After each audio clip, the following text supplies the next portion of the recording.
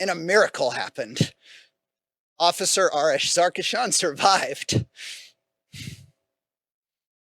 The first time that I visited him in the hospital after the shooting, I just said a prayer for him. The second time I visited, he gave me a thumbs up. And the third time, he shook my hand. No handshake in my life has ever meant more than that one.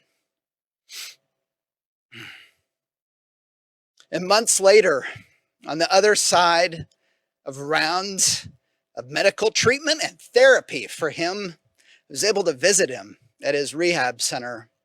We sat outside up in the mountains on a sunny day, and I told him I couldn't believe I was sitting there talking with him after all that he'd been through. And on the day that he returned to Tulsa, greeted at the airport by the cheers of so many people in this community who love him, he gave me a hug when he stepped off the plane. And in that moment, I thought the same thing that had come into my mind on so many days the last several months. Thank God for Aurash Zarkeshan.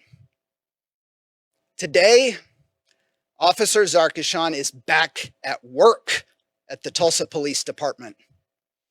And over the last few months, when a day is hard and the options all seem to be bad, and if I start to feel sorry for myself, I think about him.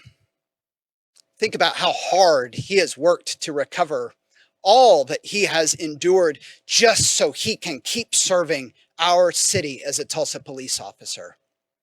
I think about what his doctors told me, that they'd never seen someone with such a positive mindset and focus on getting better. And then it puts everything in perspective. We could all be a little bit more like Officer Aurash Zarkeshan. And that's why Chief Franklin was so right when he called him Tulsa's hope. He is.